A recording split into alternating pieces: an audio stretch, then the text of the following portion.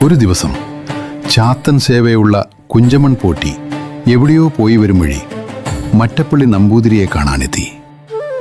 പോറ്റിയും നമ്പൂതിരിയും ഊണൊക്കെ കഴിഞ്ഞ് ഓരോന്നും പറഞ്ഞിരിക്കുകയായിരുന്നു.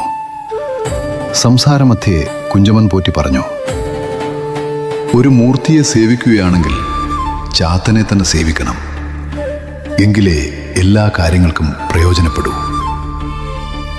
മറ്റപ്പള്ളി നമ്പൂതിരിപ്പാട് അത് സമ്മതിച്ചു കൊടുത്തില്ല. അങ്ങനെയല്ല, ഒരു മൂർത്തിയെ സേവിക്കുകയാണെങ്കിൽ ഭദ്രകാളിയെ തന്നെ സേവിക്കണം. ഭദ്രകാളി പ്രസാദിച്ചാൽ നടക്കാത്ത കാര്യമൊന്നുമില്ല. ഇരുവരും തമ്മിൽ ഈ കാര്യത്തിൽ തർക്കമായി. വാദം കലശലായപ്പോൾ പോറ്റി പറഞ്ഞു, എന്നാൽ ഇത് നമുക്കൊന്ന് പരീക്ഷിച്ചു നോക്കാം. നമ്മുടെ അമ്പലത്തിലേക്ക് പോകാം. അങ്ങനെ ആവട്ടെ, നമ്പൂതിരിപ്പാട് സമ്മതിച്ചു. ഇരുവരും ക്ഷേത്രത്തിലെത്തി മണ്ഡപത്തിൽ കയറിയിരുന്നു. ആരെവിടെ? മുറുക്കാൻ കൊണ്ടുവരട്ടെ, കുഞ്ചമൻ പോറ്റി ആജ്ഞാസ്വരത്തിൽ പറഞ്ഞു. ഒരു കുട്ടിച്ചാത്തൻ ഭൃത്യന്റെ വേഷത്തിൽ വെറ്റില തേച്ചു തീർത്ത് മുറുക്കാൻ തയ്യാറാക്കി പോറ്റിക്ക് കൊണ്ടുകൊടുത്തു. വന്നയാൾ ഭൂസ്പർശമില്ലാതെയാണ് എത്തിയത്. അത് കണ്ടയുടൻ നമ്പൂതിരിപ്പാട് കൽപ്പിച്ചു, കാളിയെവിടെ? മുറുക്കാൻ കൊണ്ടുവരട്ടെ. സാക്ഷാൽ ഭദ്രകാളി അതിസുന്ദരിയായ ഒരു മനുഷ്യ സ്ത്രീയുടെ രൂപത്തിൽ മുറുക്കാൻ തയ്യാറാക്കി നമ്പൂതിരിപ്പാടിന് കൊണ്ടുകൊടുത്തു. അദ്ദേഹം അത് വാങ്ങി വായിലിട്ട് ചവച്ചു. ആരെവിടെ? കോളാമ്പി കൊണ്ടുവരട്ടെ. കുഞ്ചമൻ പോറ്റി വീണ്ടും ആജ്ഞാപിച്ചു. ഉടനെ ഒരാൾ ഒരു കോളാമ്പിയുമായി പോറ്റിയുടെ അടുത്തെത്തി. പോറ്റി കോളാമ്പിയിൽ തുപ്പിയ ഉടൻ അയാൾ കോളാമ്പിയുമായി മൂലയിലേക്ക് ഉയർന്ന് അപ്രത്യക്ഷനായി. അതുകണ്ട് നമ്പൂതിരിപ്പാട് പറഞ്ഞു, കാളിയെ എവിടെ? കോളാമ്പി കൊണ്ടുവരട്ടെ. അപ്പോൾ ഒരു സ്ത്രീ നിലം തൊടാതെ കോളാമ്പിയുമായി വന്നു. മറ്റപ്പള്ളി നമ്പൂതിരി അതിൽ തുപ്പിയ ഉടൻ മുകളിലേക്ക് ഉയർന്ന് അപ്രത്യക്ഷമായി. കുഞ്ചമൻ പോറ്റിക്ക് ഭദ്രകാളിയുടെ മഹാത്മ്യത്തെക്കുറിച്ച് മനസ്സിലാവുകയാൽ കൂടുതൽ പരീക്ഷണത്തിന് മുതിർന്നില്ല. അവിടുന്ന് തന്നെ ജയിച്ചു. ഞാൻ പരാജയം സമ്മതിക്കുന്നു. ഞാൻ ഇത്രത്തോളം കരുതിയിരുന്നില്ല. അധികം വൈകാതെ കുഞ്ചമൻ പോറ്റി മറ്റപ്പള്ളിയോട് യാത്ര പറഞ്ഞു മടങ്ങി. 300 വർഷങ്ങൾക്ക് മുൻപ് മഹാരാജാവ് കുഞ്ചമൻ പോറ്റിക്ക് താമസിക്കാനായിട്ട് ഇല്ലം പണിയാനായിട്ട് ഒരു സ്ഥലം കൊടുക്കുകയുണ്ടായി. അത് ഇന്നത്തെ കോട്ടയം ജില്ലയിലെ പുതുപ്പള്ളിക്ക് അടുത്തുള്ള ഒരു സ്ഥലമായിരുന്നു. അദ്ദേഹം അവിടെ താമസം ആരംഭിച്ച് അധികം വൈകാതെ തന്നെ നിരവധി ആളുകൾ ആ ഒരു ഇല്ലത്തേക്ക് എത്തിച്ചേരുകയുണ്ടായി. എല്ലാവരുടെയും പക്കൽ എന്തെങ്കിലുമൊക്കെ സമ്മാനങ്ങളും ഉണ്ടായിരുന്നു. കാരണം അവർക്കെല്ലാം ഒരു ആവശ്യമുണ്ടായിരുന്നു. അവരുടെ ആ ഒരു ഗ്രാമത്തിൽ നിന്നും അങ്ങാടിയിലേക്ക് നല്ല ദൂരമുണ്ട്. ആ ചന്തയിൽ എത്തിച്ചേരാൻ കുറെ അധികം നേരം നടക്കേണ്ടതായിട്ടുണ്ട്. പോകുന്ന വഴിയിൽ വളരെയധികം പ്രായമായിട്ടുള്ള ഒരു ആൽമരവും ഉണ്ടായിരുന്നു. വൈകുന്നേരങ്ങളിലൊക്കെയാണ് പലരും ചന്തയിൽ പോയി സാധനങ്ങളുമായിട്ട് മടങ്ങി വരുന്നത്. അങ്ങനെ രാത്രികാലങ്ങളിലൊക്കെ സാധനങ്ങളുമായിട്ട് അതുവഴി കടന്നു പോകുന്ന ആളുകൾ തിരികെ ഗ്രാമത്തിൽ എത്തിച്ചേരുമ്പോൾ അബോധാവസ്ഥയിലായിരിക്കും. ഗ്രാമത്തിൽ അവർ എത്തിച്ചേർന്നത് എങ്ങനെയാണെന്ന് പോലും അവർക്ക് ഓർമ്മയുണ്ടായിരിക്കുകയില്ല. അബോധാവസ്ഥയിൽ കിടക്കുന്ന അവരെ ആരെങ്കിലുമൊക്കെ ഗ്രാമത്തിൽ വെച്ച് തട്ടി ഉണർത്തുകയായിരിക്കും. അവരുടെ ഓർമ്മയിൽ കുറെ അധികം കാര്യങ്ങൾ മിസ്സിംഗ് ആണ്. ആൽമരത്തിന്റെ അടുത്തുകൂടെ അവർ രാത്രി കടന്നു പോയതായിട്ട് ഓർക്കുന്നുണ്ട്. എന്നാൽ പിന്നീട് ഓർമ്മ വരുന്നത് ഇപ്പോൾ അബോധാവസ്ഥയിൽ നിന്ന് ഉണർന്നിരിക്കുന്ന ഈ സമയത്തെ കാര്യങ്ങൾ മാത്രമാണ്. ഇതിൽ ഭയപ്പെടേണ്ട കാര്യം എന്തെന്ന് ചോദിച്ചു കഴിഞ്ഞാൽ അവർ അങ്ങാടിയിൽ നിന്ന് കൊണ്ടുവന്നിരിക്കുന്ന സാധനങ്ങളൊക്കെ തന്നെയും കളവ് പോയിട്ടുണ്ടായിരിക്കും. അവരുടെ ശരീരത്തിൽ എന്തെങ്കിലും തരത്തിലുള്ള ആഭരണങ്ങൾ ഉണ്ടെങ്കിൽ അതും നഷ്ടമായിട്ടുണ്ടാകും. ഇത് വലിയ പ്രശ്നങ്ങൾ തന്നെയാണ് സൃഷ്ടിക്കുന്നത്. പുറം ലോകവുമായിട്ട് കണക്ട് ചെയ്യുന്ന ഒരു വലിയ പ്രദേശമാണ്. ആ പ്രദേശത്ത് രാത്രിയിലുള്ള യാത്ര അസാധ്യമായിട്ട് മാറിയിരിക്കുകയാണ്. ഇത് വലിയ ശല്യം തന്നെയാണ്. അതുകൊണ്ട് തന്നെയാണ് അവർ കുഞ്ചമൻ പോറ്റിയുടെ മുൻപിലേക്ക് ഒരുപാട് സമ്മാനങ്ങളുമായിട്ട് എത്തിച്ചേർന്നത്. കുഞ്ചമൻ പോറ്റിയോട് കാര്യങ്ങൾ അവതരിപ്പിച്ചു. ഇത് വലിയ പ്രശ്നം തന്നെയാണ്, ഞങ്ങൾക്ക് ജീവിക്കാൻ പറ്റാത്ത ഒരു അവസ്ഥയാണ് ഇപ്പോൾ ഉണ്ടായിരിക്കുന്നത്. കുഞ്ചമൻ പോറ്റി കുറച്ചു നേരം ഒന്ന് ചിന്തിച്ചതിന് ശേഷം ചെറിയൊരു പുഞ്ചിരിയോടുകൂടി തന്നെ അവരോട് പറഞ്ഞു, നിങ്ങൾ ഭയപ്പെടേണ്ട ആവശ്യമില്ല. അവിടെ എന്താണ് നടക്കുന്നതെന്ന് എനിക്കിപ്പോൾ വ്യക്തമായിട്ട് തന്നെ കാണാൻ സാധിക്കുന്നുണ്ട്. ഞാൻ എന്തായാലും ഇന്ന് രാത്രി അവിടേക്ക് യാത്ര പുറപ്പെടുകയാണ്. യാത്രയ്ക്ക് പ്രത്യേക ലക്ഷ്യമൊന്നുമില്ല. എനിക്ക് ആ ആൽമരം ഒന്ന് കാണണം, അതും രാത്രിയിൽ. രാത്രിയിൽ ഒരു ചൂട്ടും കത്തിച്ച് ഞാൻ അങ്ങോട്ട് പോവുകയാണ്. ആരും എന്നെ അനുഗമിക്കേണ്ട ആവശ്യമില്ല. അപ്പോൾ ഒരു വ്യക്തിയാണ് പറഞ്ഞത്, ചൂട്ട് കൊണ്ടുപോയത് കൊണ്ട് കാര്യമൊന്നുമില്ല. നമ്മൾ ആ ആൽമരത്തിന്റെ അടുത്തെത്തുമ്പോൾ ശക്തമായിട്ടുള്ള ഒരു കാറ്റടിക്കും. ആ കാറ്റ് നമ്മൾ കൊണ്ടുപോകുന്ന ചൂട്ട് കെട്ടുപോകുന്നതാണ്. കുഞ്ചമൻ പോറ്റി ചിരിച്ചുകൊണ്ട് തന്നെ പറഞ്ഞു, എൻ്റെ ചൂട്ട് കെട്ടുപോകുന്ന തരത്തിലുള്ള ചൂട്ടല്ല. അന്ന് രാത്രിയിൽ അദ്ദേഹം പറഞ്ഞതുപോലെ തന്നെ ആ ഒരു പ്രദേശത്തൂടെ സഞ്ചരിക്കുകയുണ്ടായി. രാത്രികാലമാണ്, ഇരുട്ടാണ്, ചൂട്ടിന്റെ വെളിച്ചം മാത്രമേ ഉള്ളൂ. കുറച്ചു ദൂരം വരെ ആ ഗ്രാമത്തിൽ ഉണ്ടായിരുന്ന ആളുകൾ അദ്ദേഹത്തെ അനുഗമിക്കുന്നുണ്ടായിരുന്നു. സമയം കഴിയുന്നതനുസരിച്ച് അല്ലെങ്കിൽ നടക്കുന്ന ദൂരം വർദ്ധിക്കുന്നതനുസരിച്ച് ആ പോകുന്ന ആളുകളുടെ എണ്ണത്തിൽ വലിയ കുറവുണ്ടായി. ഒടുവിൽ ആ ആൽമരത്തിന്റെ വളരെ അരികിലെത്തിയപ്പോൾ അവിടെ കുഞ്ചമൻ പോറ്റി മാത്രമേ ഉണ്ടായിരുന്നുള്ളൂ. അദ്ദേഹത്തിന് ഒട്ടും തന്നെ ഭയമുണ്ടായിരുന്നില്ല. കാരണം അദ്ദേഹത്തോടൊപ്പം തന്നെ കുട്ടിച്ചാത്തനുണ്ട്. കുട്ടിച്ചാത്തന്റെ ശക്തിയോട് കിടപിടിക്കാൻ പറ്റുന്ന മറ്റൊരു ശക്തി എങ്ങും തന്നെ ഇല്ല. ആ ധൈര്യത്തിൽ അദ്ദേഹം മുന്നോട്ട് പോയി. ഒടുവിൽ ആൽമരത്തിന്റെ വളരെ അരികിൽ അദ്ദേഹം എത്തിച്ചേർന്നു. പറഞ്ഞതുപോലെ ശക്തമായിട്ടുള്ള ഒരു കാറ്റടിച്ചു. ആ കാറ്റത്ത് ആ ചൂട്ട് അല്പനേരത്തേക്കൊന്ന് കെട്ടുപോകുന്നുണ്ടെങ്കിലും അധികം വൈകാതെ തന്നെ ശക്തമായിട്ടുള്ള വെളിച്ചം ചൊരിഞ്ഞുകൊണ്ട് ആ ചൂട്ട് വീണ്ടും കത്തുകയായി. ഇരുട്ടായിരുന്നു കുറച്ചു നേരത്തേക്ക്. പിന്നീട് പെട്ടെന്ന് ഒരു വെളിച്ചമുണ്ടായി. ആ വെളിച്ചം തെളിഞ്ഞു വന്നപ്പോൾ കുഞ്ചമൻ പോറ്റിയുടെ തൊട്ടു മുൻപിലായിട്ട് ഭദ്രകാളി നിൽക്കുകയാണ്.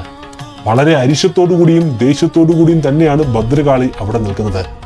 കുഞ്ചമൻ പോറ്റിയുമായിട്ട് സംവാദം തന്നെയാണ് പിന്നീട് നടന്നത്. അവിടെ ഉണ്ടായ പ്രശ്നങ്ങളെക്കുറിച്ച് കുഞ്ചമൻ പോറ്റി പറഞ്ഞു, എങ്ങനെയെങ്കിലും ആ നാട്ടുകാരെ ഒന്ന് സഹായിക്കണം. അവർ പാവപ്പെട്ട ആളുകളാണ്. അവർക്ക് ചില സമയങ്ങളിലൊക്കെ വൈകുന്നേരങ്ങളിലാണ് തിരികെ ഗ്രാമത്തിലേക്ക് മടങ്ങി വരാൻ സാധിക്കുന്നത്. അവരുടെ വിലപ്പെട്ട വസ്തുക്കളൊന്നും തന്നെ കവർന്നെടുക്കരുത്. അപ്പോൾ ഭദ്രകാളിയാണ് പറഞ്ഞത്, അങ്ങനെയാണെങ്കിൽ എനിക്ക് വേണ്ടി ഇവിടെ ഒരു ചെറിയ കോവിൽ കെട്ടുക. ആ കോവിലിന്റെ അരികിലൂടെ ഇവർ കടന്നു പോകുമ്പോൾ അവിടെ ഒരു ദീപം തെളിയിക്കുക. അങ്ങനെ ദീപം തെളിയിച്ചു കഴിഞ്ഞാൽ പിന്നീട് ഞാൻ അവരെ ശല്യപ്പെടുത്തുന്നതല്ല, അവർക്ക് സുഖകരമായിട്ട് ഗ്രാമത്തിലേക്ക് മടങ്ങി പോകാവുന്നതുമാണ്. കുഞ്ചമൻ പോറ്റി തന്നെ നാട്ടുകാരുടെ സഹായത്താൽ അവിടെ ചെറിയൊരു കോവിൽ കെട്ടുകയുണ്ടായി. അതിനുശേഷം അതുവഴി കടന്നു പോകുന്ന ആളുകളൊക്കെ തന്നെയും അവിടെ ഒരു ദീപം തെളിയിക്കുന്നത് പതിവാക്കി മാറ്റുകയും ചെയ്തു. ഇതേ കാലത്ത് തന്നെ ജീവിച്ചിരുന്ന ഒരു വ്യക്തിയായിട്ട് പറയപ്പെടുന്ന ആളാണ് കടമറ്റത്ത് കത്തനാര്. കത്തനാരും കുഞ്ചമൻ പോറ്റിയും തമ്മിൽ അടുത്ത ബന്ധവും ഉണ്ടായിരുന്നു. പോറ്റി പലപ്പോഴും കത്തനാരെ മഠത്തിലേക്ക് ക്ഷണിക്കുക പതിവായിരുന്നു. അതിനാൽ കടമറ്റത്ത് കത്തനാർ ഒരു ദിവസം കുഞ്ചമൻ മഠത്തിലേക്ക് പോകാനൊരുങ്ങി. രണ്ടുപേർക്കും ഉള്ളാലൽപ്പം അഹങ്കാരമുണ്ടായിരുന്നു. താൻ ചാത്തന്മാരെ വശീകരിച്ചു ഭൃത്യന്മാരാക്കിയിട്ടുണ്ടെന്നും കത്തനാർക്കതിന് സാധിച്ചില്ലല്ലോ എന്ന് പോറ്റിയും. ഇന്ദ്രജാലം, മഹേന്ദ്രജാലം എന്നീ വിദ്യകളിൽ തന്നോളം നൈപുണ്യം പോറ്റിക്കില്ലല്ലോ എന്നു കത്തനാരും സ്വയം അഹങ്കരിച്ചിരുന്നു. കുഞ്ചമൻ പോറ്റി വള്ളത്തിൽ കയറി. എവിടെ പോയാലും അദൃശ്യരായ ചാത്തന്മാരാണ് തുഴയാറുള്ളത്.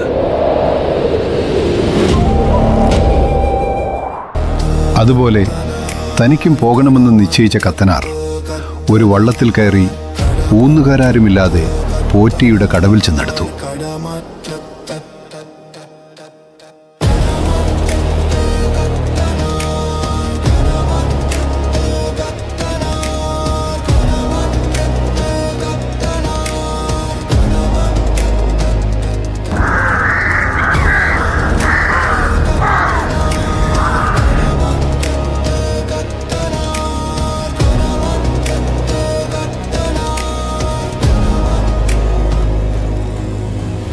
കത്തനാരെ ഒന്ന് കളിയാക്കാനായി കുഞ്ചമൻ പോറ്റി തൻ്റെ കസേര ഒഴികെ മറ്റ് കസേരകൾ ജോലിക്കാരെ കൊണ്ട് അവിടെ നിന്ന് മാറ്റിച്ചു.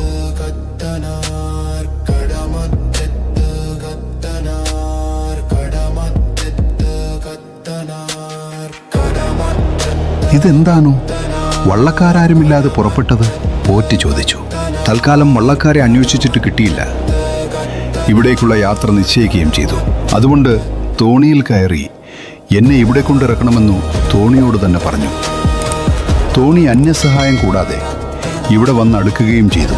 കത്തനാർ പറഞ്ഞു. കത്തനാരുടെ ഇന്ദ്രജാല വിദ്യ കൊണ്ടാണോ തോണി തനിയെ വന്നടുത്തതെന്നും ഇതുതന്നെ ആക്ഷേപിക്കാനായി കത്തനാർ ചെയ്തതാണെന്നും പോറ്റിക്ക് തോന്നി. എങ്കിലും പിന്നെ അതേക്കുറിച്ചൊന്നും സംസാരിച്ചില്ല. രണ്ടുപേരും മഠത്തിലെത്തി. വരാന്തയിൽ പ്രവേശിച്ച കുഞ്ചമൻ പോറ്റി തൻ്റെ കസേരയിൽ സ്ഥാനമുറപ്പിച്ചു. എന്നിട്ട് പരിഹാസത്തോടെ കത്തനാരെ നോക്കി ചിരിച്ചു. ചുറ്റും നോക്കിയ കത്തനാർക്ക് കാര്യം പിടികിട്ടി. ഉടനെ തന്നെ കത്തനാർ ഒരു വിദ്യ പ്രയോഗിച്ചു. ഉടൻ തന്നെ പോറ്റിയുടെ കസേരയേക്കാൾ മുന്തിയ ഒരു കസേര അവിടേക്ക് താനേ വന്നു. കത്തനാർ ആ കസേരയിൽ കയറി ഇരുന്നു കൊണ്ട് പോറ്റിയെ ഒന്ന് നോക്കി. കത്തനാർ ബഹുകേമൻ തന്നെയെന്ന് പോറ്റി മനസ്സിൽ പറഞ്ഞു. പിന്നെ രണ്ടുപേരും പൊട്ടിച്ചിരിച്ചു. കത്തനാർക്ക് കുടിക്കാനും ഉണ്ണാനും വേണ്ടതെല്ലാം പോറ്റി ഏർപ്പാട് ചെയ്തു. ഭക്ഷണം കഴിഞ്ഞിട്ട് രണ്ടുപേരും സ്വൈരസല്ലാപം നടത്തിക്കൊണ്ടിരുന്നു. നേരം വൈകിയപ്പോൾ കത്തനാർ പറഞ്ഞു, എനിക്കിപ്പോൾ തന്നെ പോകേണ്ടിയിരിക്കുന്നു. അതിന് അനുവാദം തരണം. ഞാൻ പല പ്രാവശ്യം അപേക്ഷിച്ചിട്ടാണ് കത്തനാരിവിടെ വന്നത്. 4-5 ദിവസമെങ്കിലും താമസിക്കാതെ പോകുന്നത് സങ്കടമാണ്. നിവൃത്തിയുണ്ടെങ്കിൽ 2 ദിവസമെങ്കിലും ഇവിടെ തനിയാൽ കൊള്ളാം.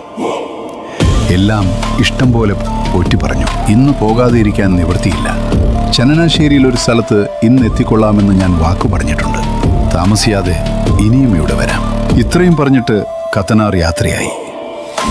കടവ് വരെ അനുയാത്രയായി പോറ്റിയും വന്നു. കത്തനാർ നോക്കിയപ്പോൾ തൻ്റെ വള്ളം കടവിൽ കാണുവാനില്ല. ഓ, നമ്മുടെ തോണി ഇവിടെ കാണുന്നില്ലല്ലോ. കത്തനാർ നാലുപാടും നോക്കി. എന്നിട്ട് മേലോട്ട് നോക്കിയപ്പോൾ കടവിനടുത്ത് നിൽക്കുന്ന വലിയൊരു മാവിൻ്റെ മണ്ടയിൽ തൻ്റെ വള്ളമടിക്കുന്നത് കണ്ടു. പോറ്റി തന്നെ അപമാനിക്കാനായി ചാത്തന്മാരെ കൊണ്ട് ചെയ്യിച്ചതാണിതെന്നു കത്തനാർക്ക് മനസ്സിലായി. എൻ്റെ തോണി ഇതാ ഈ മാവിൻ്റെ മുകളിലിരിക്കുന്നു. ഇവിടുത്തെ കടവിലാണോ ഞാൻ തോണിയിട്ടിരിക്കുന്നത്? അതിനാൽ അത് താഴെ ഇറക്കിച്ചു തരാനുള്ള ചുമതല ഇവിടേക്കാണ്. കത്തനാർ പോറ്റിയോട് ആവശ്യപ്പെട്ടു. മാവിൻ്റെ മുകളിലിരിക്കുന്ന വള്ളം ഞാൻ വിചാരിച്ചാൽ താഴെ ഇറക്കാൻ സാധിക്കുകയില്ല. അതു കത്തനാർ തന്നെ എങ്ങനെയെങ്കിലും ഇറക്കിച്ചുകൊണ്ട് പോയിക്കൊള്ളണം. പോറ്റി കൈയൊഴിഞ്ഞു. ഉപായമൊന്നും പറയണ്ട, സംഗതിയൊക്കെ എനിക്കറിയാം. തോണി ആരാണെടുത്ത് മരത്തിൻ്റെ മേലെ വെച്ചത്? അവർ തന്നെ തോണി താഴെ ഇറക്കിത്തരുമെന്ന് പറഞ്ഞ് കത്തനാർ കണ്ണടച്ച് എന്തൊക്കെയോ ഉരുവിട്ടു. അടുത്ത നിമിഷം തോണി പതിയെ താഴേക്ക് വന്ന് ആറിൻ്റെ കടവത്ത് നിന്നു. ഈ കാഴ്ച കണ്ട് കുഞ്ചമൻ പോറ്റി ഇളിഭ്യനായി. തൻ്റെ ഉപാസനമൂർത്തികളെ വരെ തൻ്റെ വരുതിയിലാക്കാൻ കത്തനാർക്ക് സാധിച്ചു. അദ്ദേഹം തന്നെക്കാൾ മഹാമാന്ത്രികൻ തന്നെ. പോറ്റിക്ക് തൻ്റെ തെറ്റ് മനസ്സിലായി. അപ്പോൾ തന്നെ പോറ്റിയും കത്തനാരും തമ്മിൽ മേലിൽ മത്സരിക്കുകയില്ലെന്നു കൈപിടിച്ചു സത്യം ചെയ്തു. സസന്തോഷം അവർ പിരിഞ്ഞു.